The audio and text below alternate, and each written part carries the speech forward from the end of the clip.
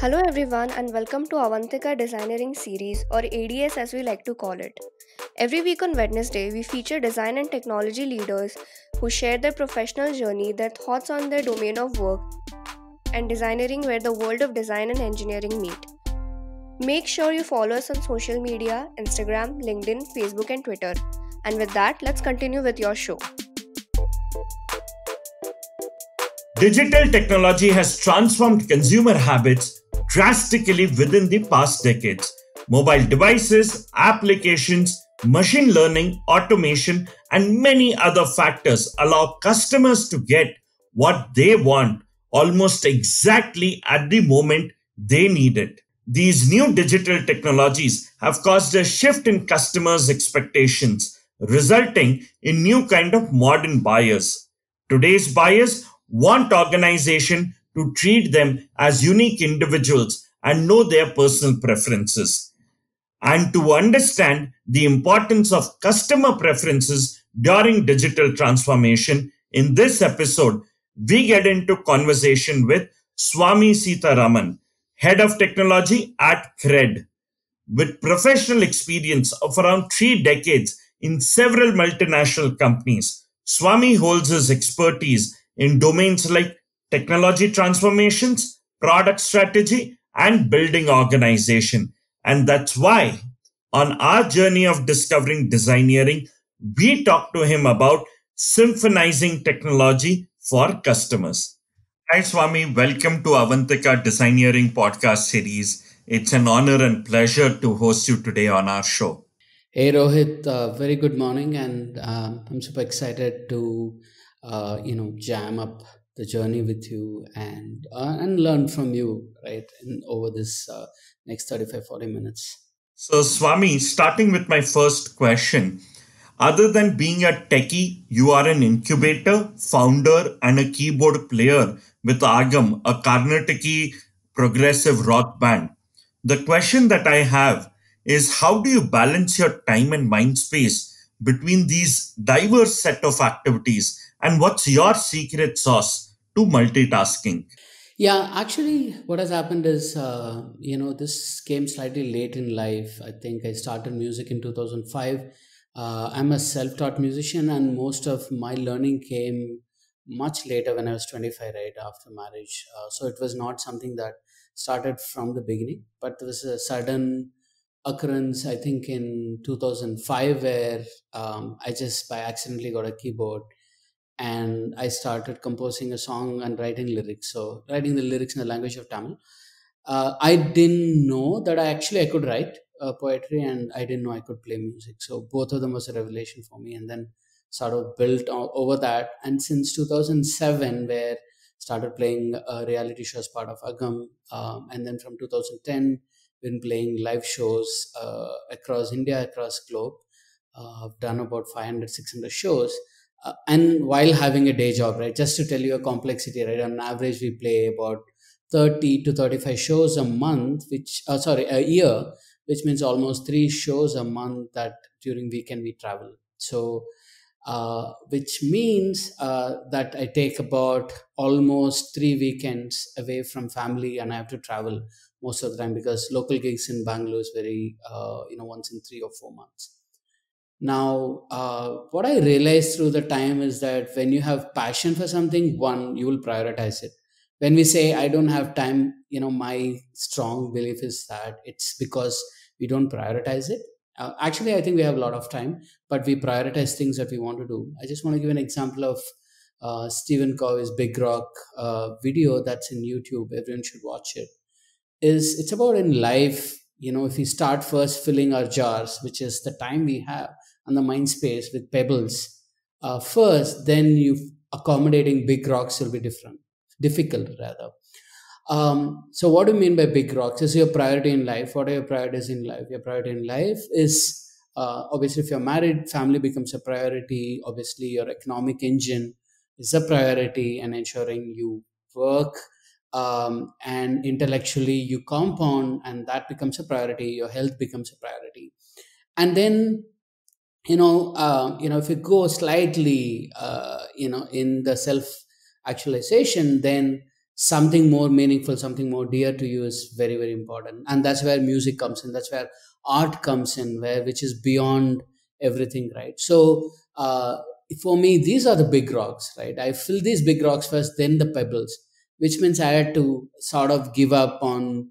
I used to binge watch cricket, I used to go and watch movies, I used to socialize a lot more, and I have to sort of give them up to get something that I want to prioritize in life. So my strong belief is that if you really want something in life, you can prioritize.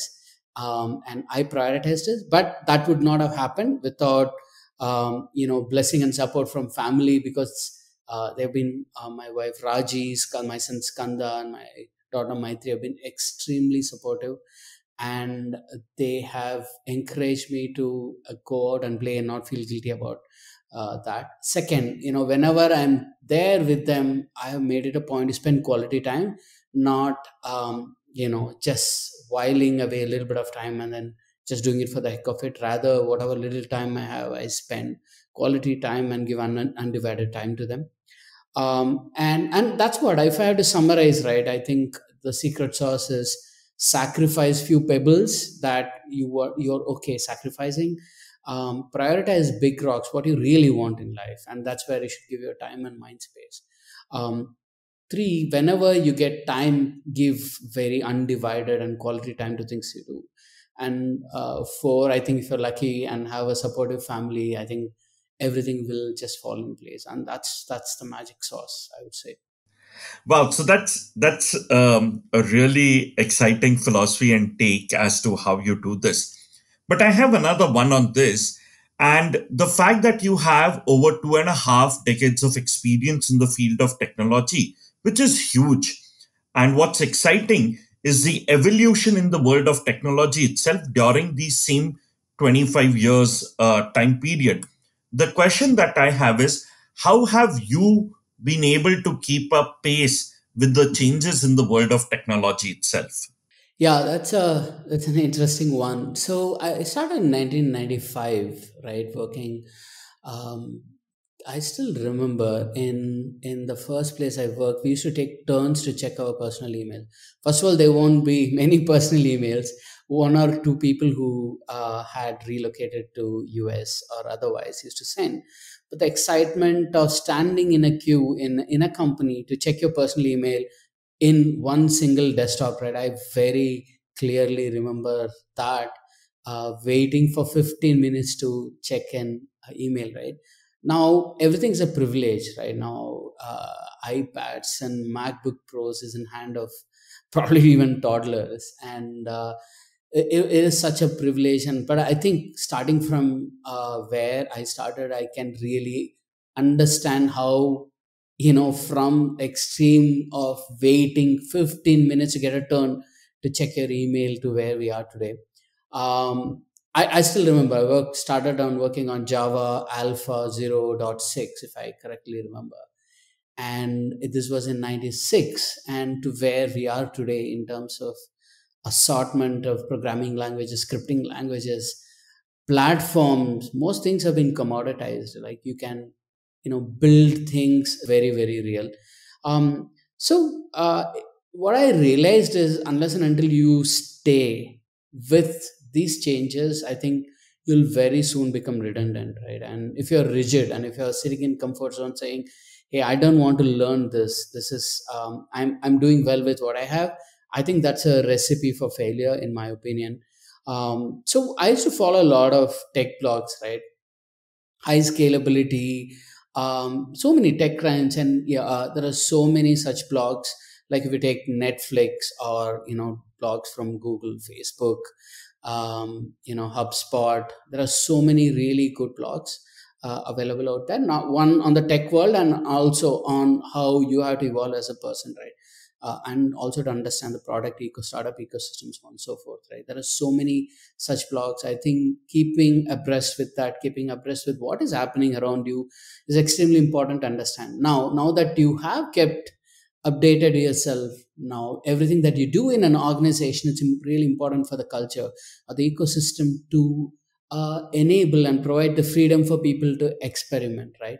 For example, let's say you want to implement solution for a stream processing platform. At real time, you want to crunch data and provide certain real time experience to customers, right? It's really important to go out and look at what are the 5 6 alternatives that you have. How do you compare them? How does they stack up in terms of whether reliability, whether it's in terms of latency requirement, whether in terms of scalability. There are multiple attributes, right? So you spend time truth seeking what is the best out there. Even that means that from an operability perspective, you have to put in some more effort to make it work. But I think just being inquisitive, just being curious about things out there, actually trying it out and seeing what works best for you, one, it helps you understand what is out there. Two, it helps you make a very informed decision of what is there. So uh, I would say that I think, if I had to sort of abstract very philosophically, I think having curiosity and having a mindset to go and figure out what is there will actually help everyone personally compound, and also help compound the product, and also help pass that information across to many people. So it will have a sort of network effect in terms of compound. Excellent and absolutely well said. In fact, what is also exciting, Swami, is when we talk about your entire journey, right from 1995 till now. And on LinkedIn, while someone wants to surf about your experience, they have to click multiple times to actually get down to where you started. So, right from BFL software at Bangalore, then to Barbados, Singapore, moving to Yahoo, Flipkart, Ola, Gojek, so many companies that have happened over a period of time. Can you take us through your professional journey? How did it all happen, and did you plan it as systematically? How did you land up at all of these organizations doing things that you've done over a period of time? Yeah, I think it's a long journey. I'll try and keep it crisp. So, 1995, I used to study at a college called Tamil Nadu College of Engineering, that's in Coimbatore, and I grew up all my life there. Then, in 95, I shifted to Bangalore, right? And in Bangalore, just right after my education, I joined CDAC in Bangalore, and I was studying there at CDAC. And while I was applying for jobs had started that process slightly early.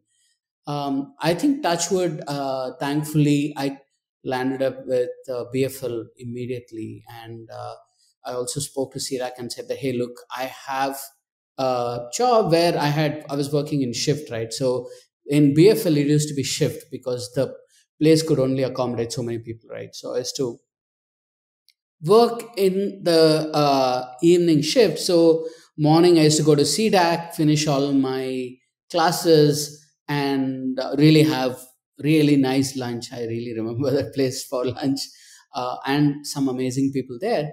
But then I used to go to work at 3 o'clock, right, and then work up to 10 o'clock. So it was very busy but very interesting time. I learned a lot both at CDAC as well as at BFL. I was learning tandem systems and tandem COBOL and different, like, really really interesting operating system, interesting projects. Sort of got of and first initiation into this. So within about 6 months of time in CDAC, at the end of the course, we had campus interviews coming in, and that's where I still remember there was this company called Platform Reengineering Technologies, PRT. I was going to Barbados, right? I'm like this small town guy, grew up in Coimbatore, and then now I'm off to Barbados. And we had like a 2 week program, lot of training program and etiquette, and how you go about having a 10 course meal and all of that. Right? It was pretty exciting for someone to go and explore that part of the world. So I landed in Barbados, completely different culture, and bit of a shock for first few days, I would say. But then I sort of got settled in, sort of explored my worldview, right? From suddenly you see a completely new world, and new culture and people are different.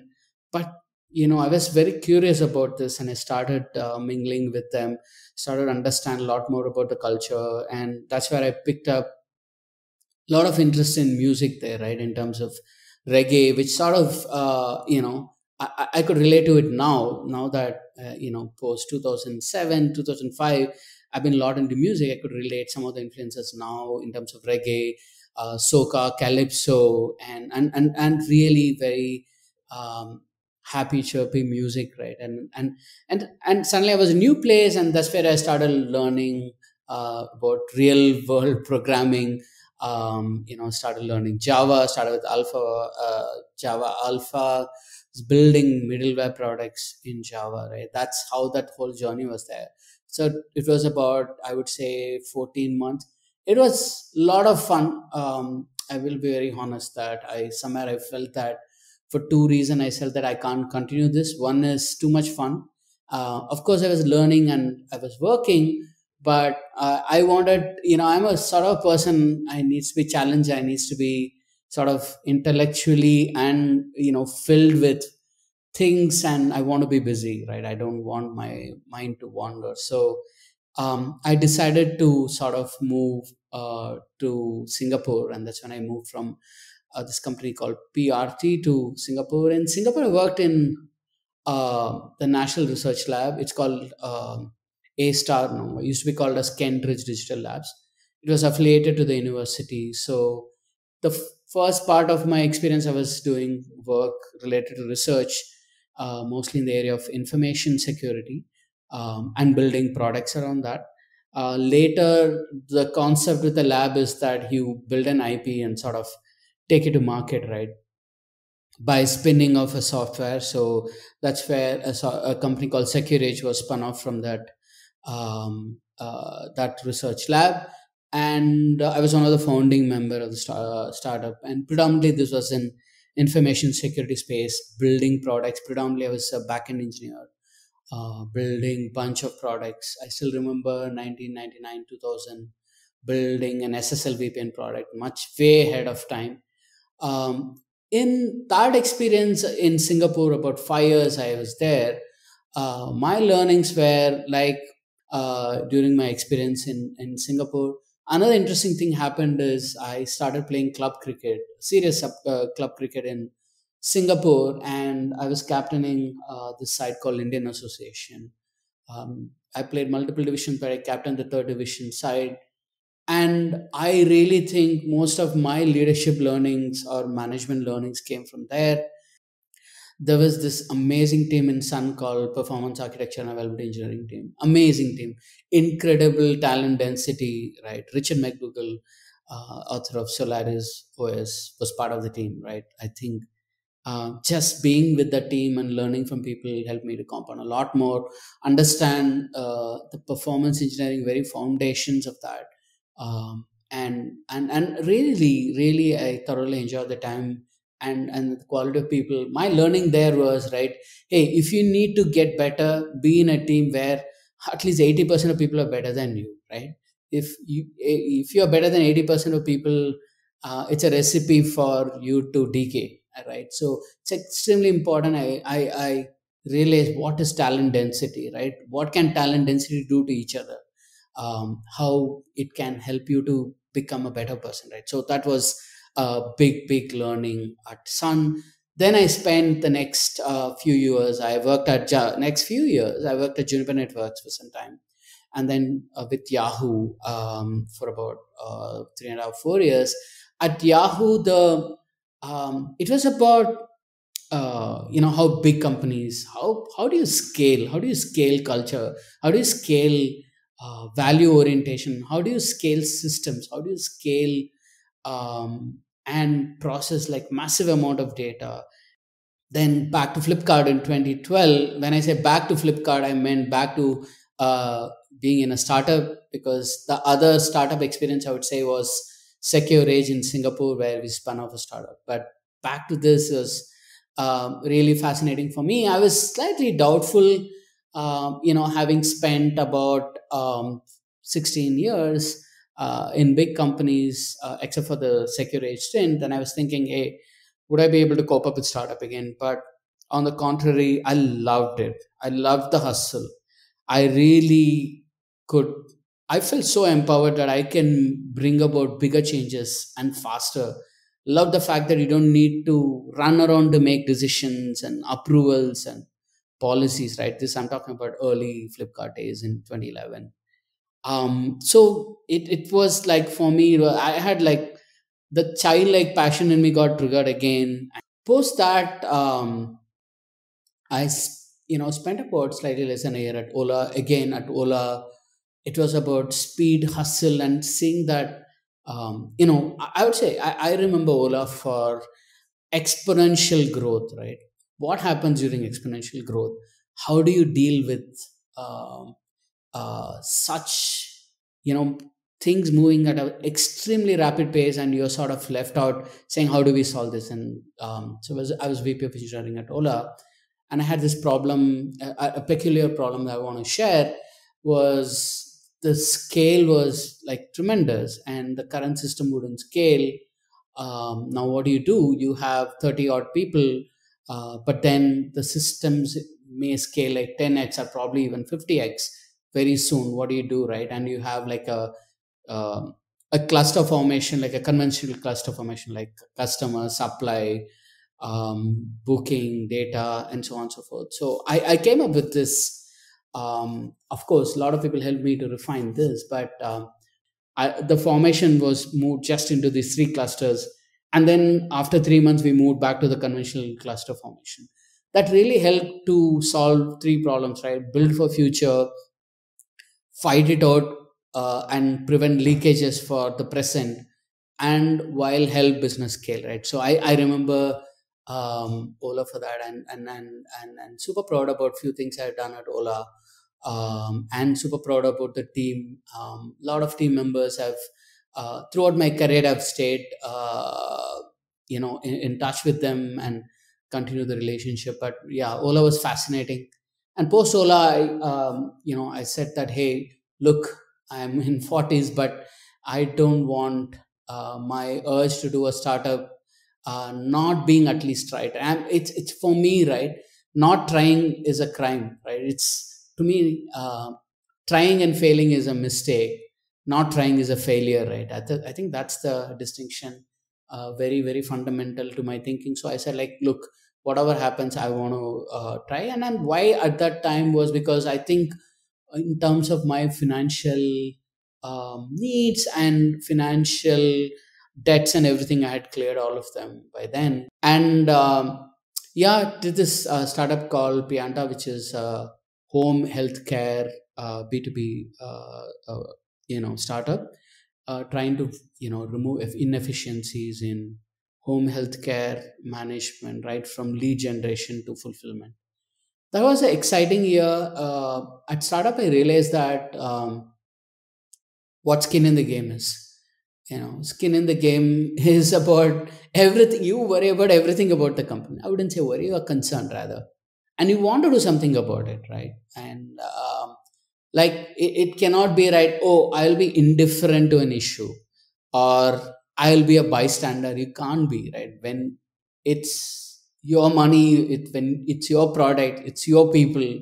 When you have that feeling infused in you, then you would look at every single thing and say that no, we need to be the best in each of it, and we need to ensure we do something about it if something breaks down, right?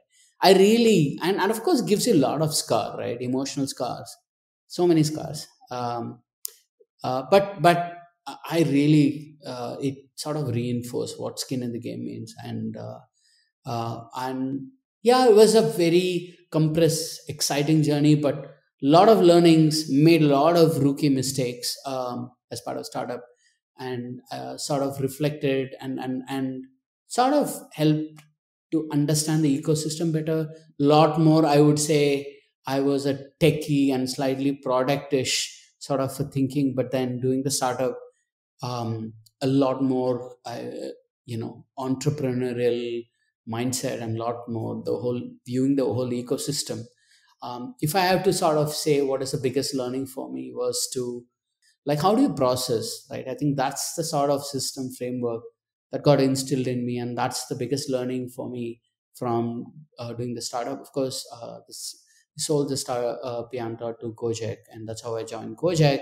Gojek acquired Pianta, I think it was in 2016, and I moved to Gojek. Gojek was again, it was a company in Indonesia. So one of the things I was literally worried is, hey, what will happen? I'm building a product for Indonesia, not necessarily in India.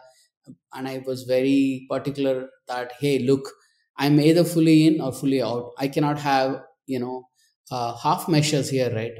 And passion is extremely critical, right? You have either you have passion or you don't have it.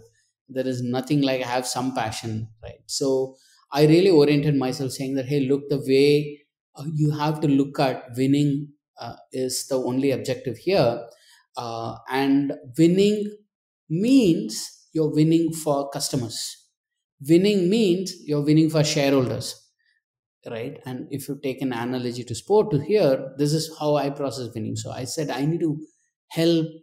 The way I process is actually it has to be winning, and winning for the drivers and consumers in Indonesia. And like that's how I process that. I had a very I would say very enriching experience at Gojek. I've spent about 14-15 months. I was predominantly running tech and product for the supply side of product, which is working very closely with drivers, very closely working with people from operations and support.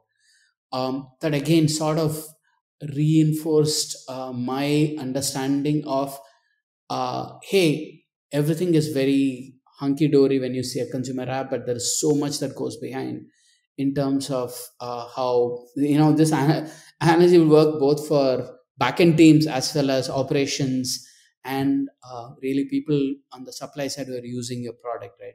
How do you go and seek truth, and how do you live their journey and make their life better, right? I think that was the biggest learning for me. I started blogging about what drivers want as a blog series. Remember that very clearly. This is on my LinkedIn blog. I spoke to drivers in Malaysia. I've spoken to drivers in India, predominantly in India, right? And shared their pain point experiences, their own worldview to some of the ride hailing companies, and how they are engaging with them, and that was very interesting. It was very passionate for me. Hey, did you know Cred has created a community of high trust individuals and is collecting data to potentially offer a myriad of financial products?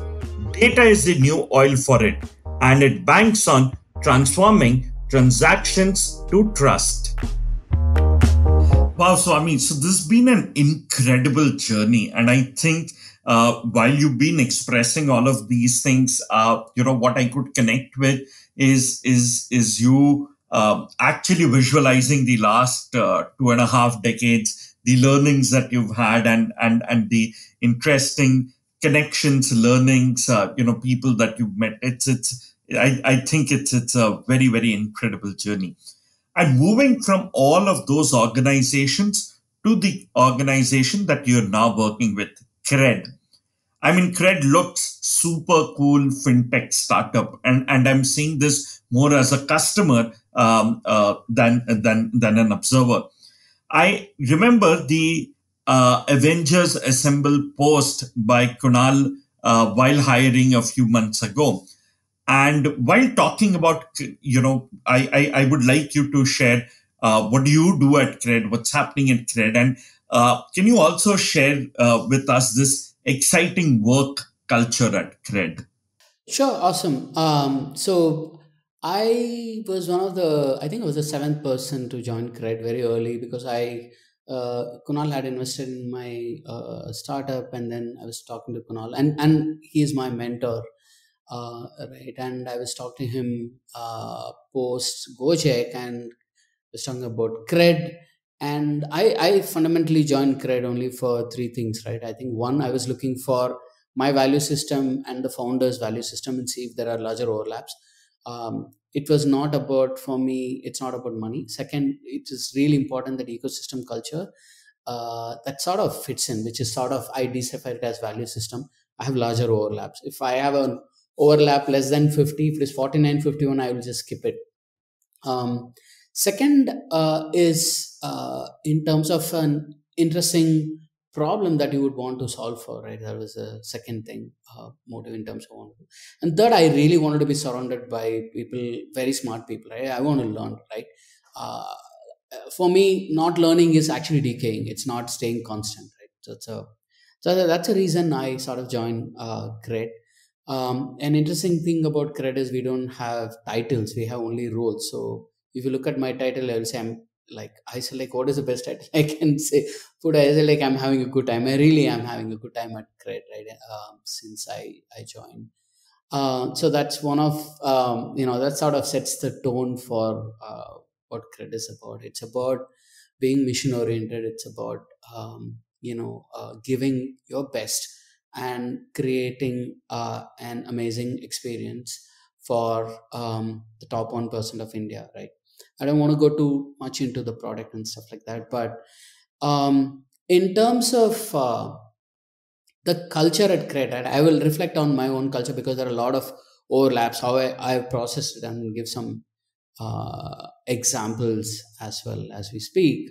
The way I sort of, for me, if I have to uh, take a metaphor for anyone to be successful in a company, I would say a map, a compass, and a mirror, right? I think talking a little about ownership, right? I feel like there are five levels of not feel. I think there are five levels of empowerment and ownership. One is to say that, hey, look, there is a problem. These are like people who can identify problems, but they don't do anything about it. Second is people who say that, hey, there is a problem, someone should fix it, which is like, sort of, I would say, passing the buck. The third is, hey, there is a problem and I want to do something about it. Are you okay? Right. Fourth is saying, hey, there is a problem, I have addressed it, and this is an FYI. And fifth is, there is a problem, I solved it, because I solved it is actually for the customers, it is for the members, it is for the stakeholders. Like, I don't need to, as long as it is right. Obviously, you cannot step on others' shoes and stuff like that, but largely processing ownership like this really helps so that you don't feel like you're helpless and you're like a victim here, right? So that's on in terms of ownership, right? Trust. At Cred, not sure if many people know about it. Salary is paid upfront in the month.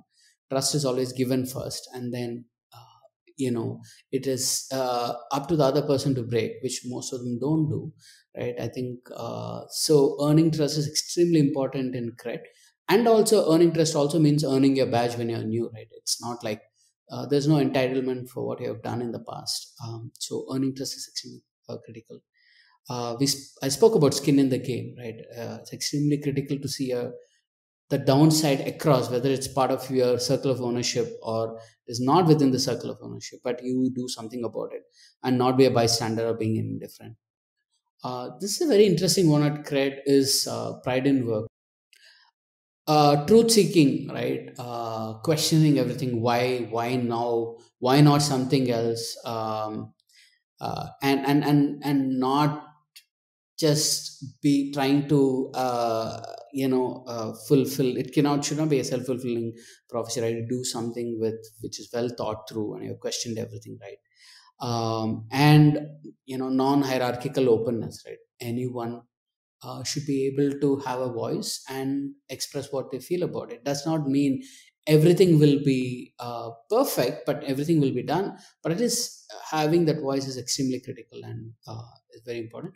Other one very interesting at Cred is output versus outcome, right? Output is saying that I wrote a beautiful code with 100% test coverage. It's on a new age stack and uptime is 99.9%, latency under 30 milliseconds. But guess what? I get 10 requests per day. It's meaningless. It's not an outcome. It's an output, right? So we very clearly distinguish between output and outcome. Um, Solving elegantly, thinking long term, thinking second order effects, thinking third order effects, thinking about people, right? There are, we often think that writing code is the mean solving everything. No, you're writing code which is affecting so many other people, right?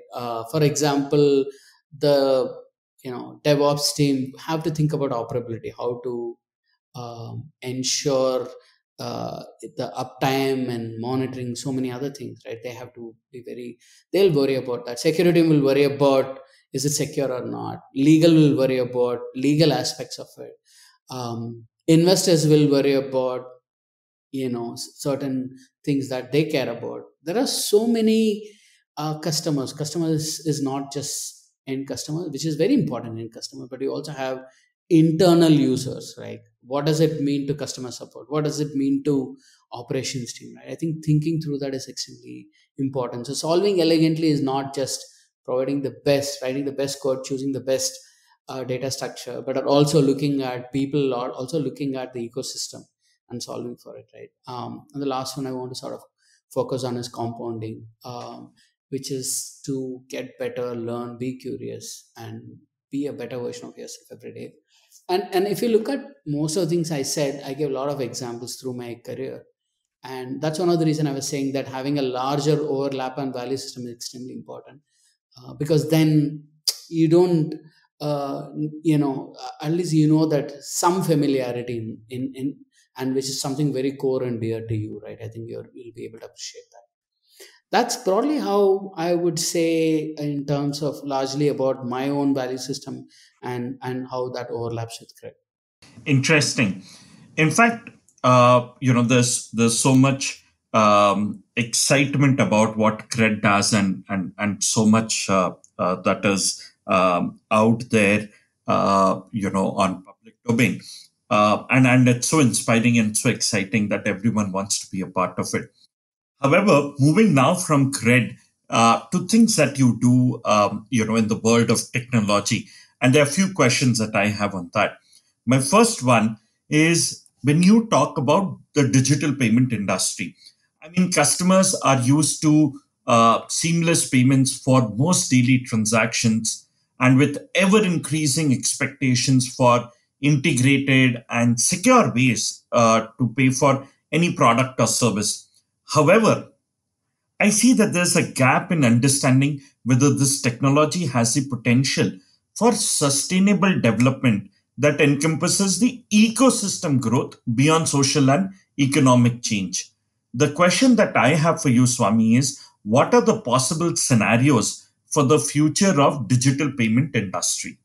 Sure. I think I want to talk a little bit about UPI disruption. I think India has shown the world how to, at this scale, how to build a stack of this proportion, right? And adoption of that, like, incredible. I think I'm super proud about UPI, and the kind of disruption it has created and simplification it has created, right? Roadside vendors collecting payment through QR code, right? um, People who are selling tender coconut on the roadside do that. It's extremely empowering for them, for everyone. That digital footprint has really, really simplified, solved so many things, right? So super proud about that. And I think we are in the right trajectory. If you ask about what I foresee in the future, I think payments will become even more simpler. Things like tap and pay, a lot of contactless payment, which again is already, with post COVID, some of that is already out there in the market. Not having second factor, again, um, you know uh, some improvements of already you would be seeing out in the market. Tokenization will become bigger. It'll make it much more safer, right? You'll have to reveal your card number for online offline transactions. Sorry, for online offline transactions. Um, I think there are form factors like pay later. Again, it has caught up the imagination, but I think it will, become a lot more prevalent. And that, see, it just removes a friction, right?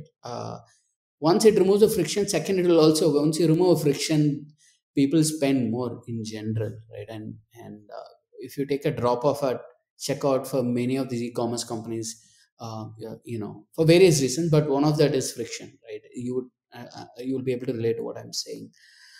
I think from an authentication perspective,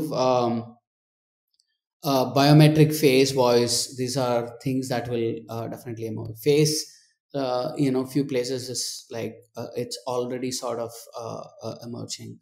And I would these are some of the things I foresee, but largely the theme I would see is simplification of payments, and second is interoperability. A lot of these things will be standards. They're not like something proprietary for people, one or two companies, right? I think a lot of interoperability will play, and I think simplification will happen, and I think our digital footprint will grow significantly through all form factors of payment, whether it's about credit, debit, whether about pay later or any form factors.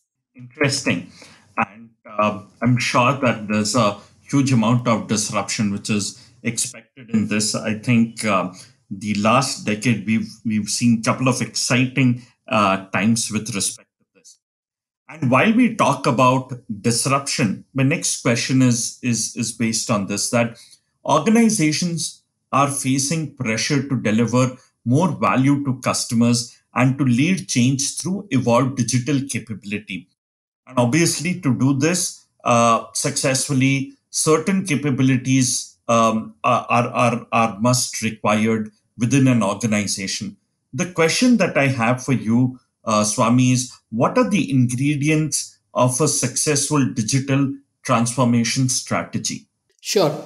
In terms of AI itself, right? If you look at the value, there are two sides of the value to that. I think one is for the consumers, and one is for the companies themselves, organizations themselves, right? Let me give 3-4 examples primarily on this transformation through AI, right? Let's talk about personalization.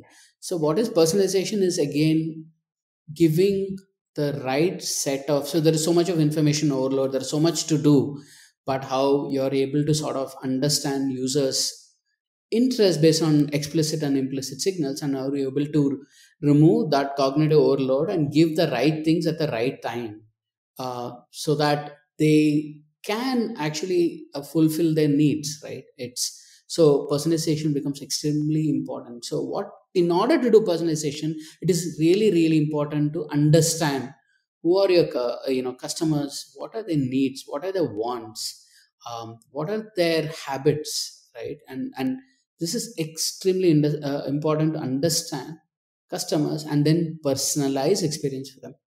If I sort of have to extend this, right? If a customer has a need, you need right interventions, right? If you go and, there are so many companies who go and give a loan for people who have excess wealth, and they have, absolutely no interest in doing that. It makes no sense. But there are some people who have, let's say, a sudden medical need, they are in need of loan. And I think provide the understanding that and providing them at the right time would be very, very useful for them, because you're solving a real problem for them. They are in need of money. They have the right intent to pay back, but they need the money at that time, right? So therefore, the right interventions is extremely important. And if you look at it, there is a lot of, again, now trying to understand, there's so much of unstructured data, right? How do you sort of make sense out of it and build signals out of it? That becomes extremely important. All of them are actually fundamentally going into understanding customers better and helping them and solving them, right? Of course, everything has to be done with consent, and the data and privacy is extremely paramount, has to be taken. But yeah, of course, if they give consent for a value, then doing that makes a lot of sense.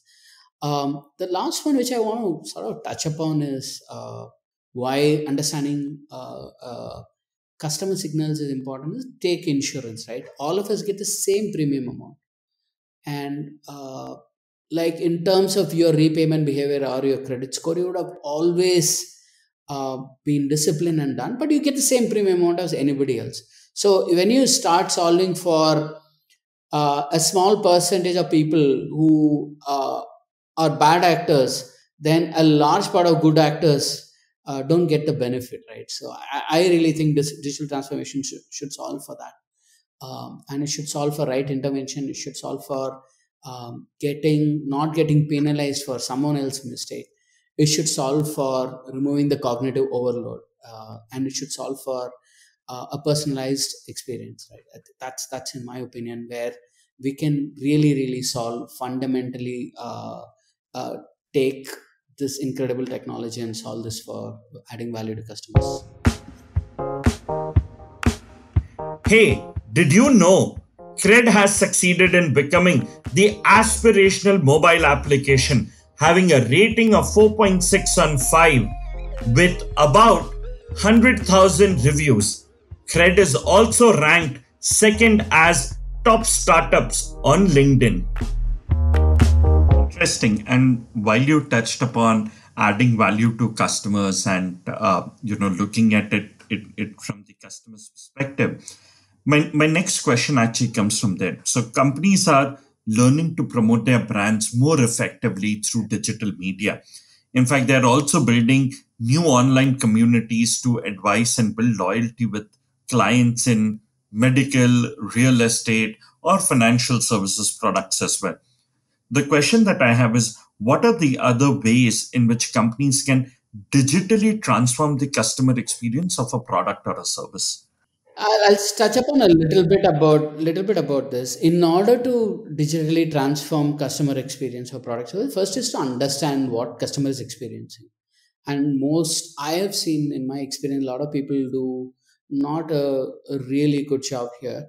I think if you really need to know, see two things, right? What customer needs, customer wants, or what things the customer actually don't know, but they want, right? There are knowns and unknowns here.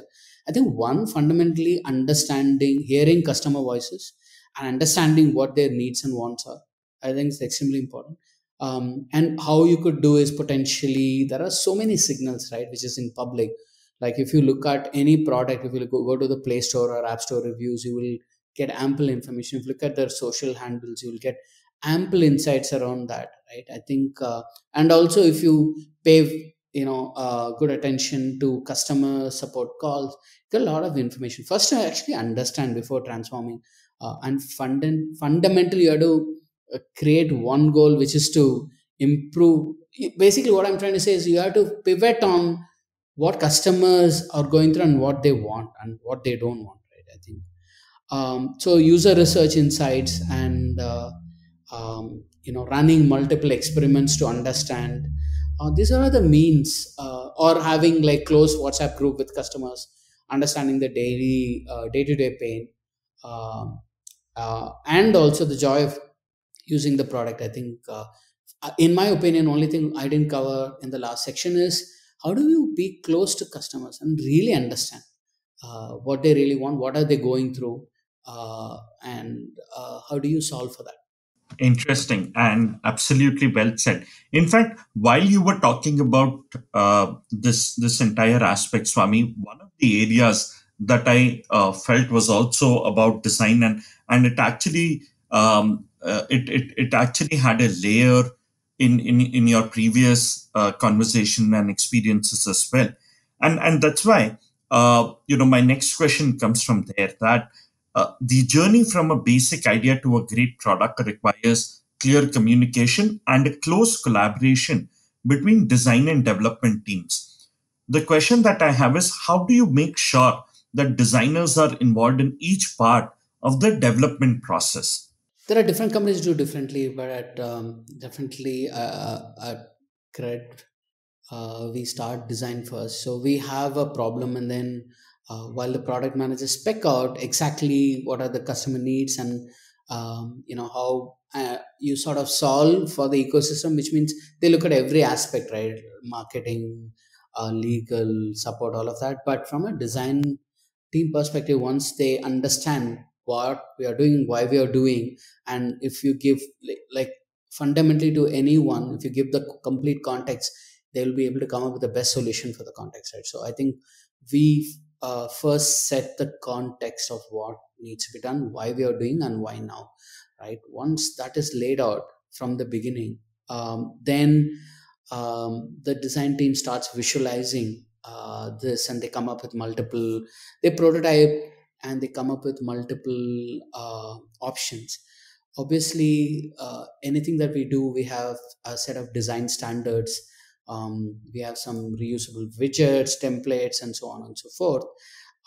And once the prototyping is done, and and with few options, the stakeholders will be able to sort of visualize and say, yeah, this makes sense. And the stakeholders includes people from product, tech, design, right? And once we are confident about a solution, then we pick a particular design experience, and wherever we think that, hey, maybe running experiments will help us understand, seek truth better, we also design experiments while doing that. And once we do, and once we all agree, then actually we start coding, right? Until then, we don't code on the mobile app side. While there are certain boilerplate things, like for example, if you know that you have to build a certain capability, and we have understood the value and we have prioritized it, backend team builds the layer separately. What we leave out is the decorative layer which renders on the app. So we sort of separate these two things, because it will make sense only after you are able to see the complete design and the assets and everything that you need. So we park that, but fundamentally we start both on the app and backend. We start the boilerplate code that requires to do the wiring, and then once design is sort of finalized, then we build on top of that. For collaboration, we use tools like Zeppelin, and Fairly, and they're integrated to a Slack channel. So you would know that if any new design is coming in, we all get notified, and then we can go and comment, and we can provide feedback.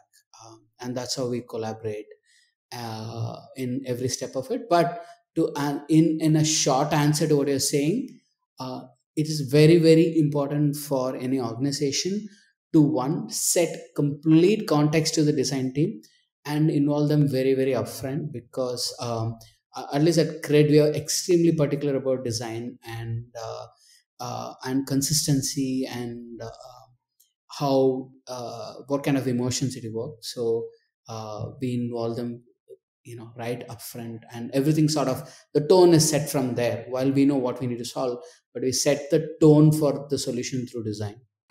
Interesting. And that brings me to my last question, Swami.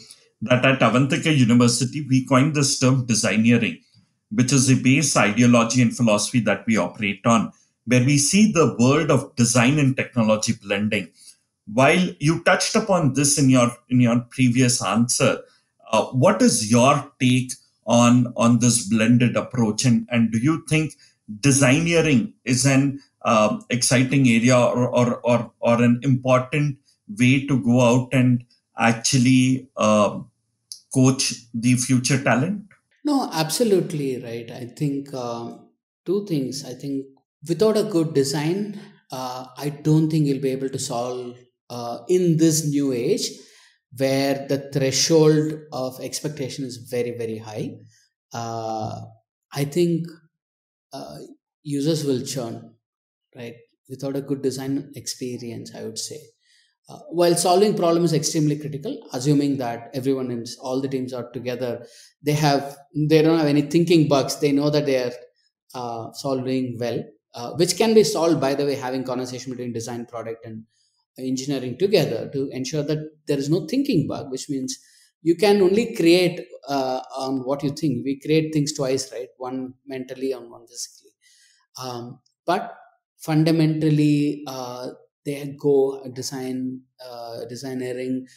You have rightly sort of coined the term, because they go hand in hand, and it's extremely important in this era to ensure we remove all the cognitive overload, and we provide the best experience for users, and we solve the problems, and simplify this whole thing. And I strongly believe this will take off, and it's anyway, it is very tightly integrated in my opinion, and really kudos to your university and team for coining this and putting this as a curriculum. So I really think this will do really well. Thank you. Thank you so much, Swami, for validating that and doing this show with us. It was exciting to talk to you about your journey about digital transformation and the world of technology. Uh, I'm sure that our listeners are going to have a lot of learning and learning and inspiration to take home from this show. Thank you, Rohit, and for giving me this opportunity to spend time, and thank you so much. I really appreciate this.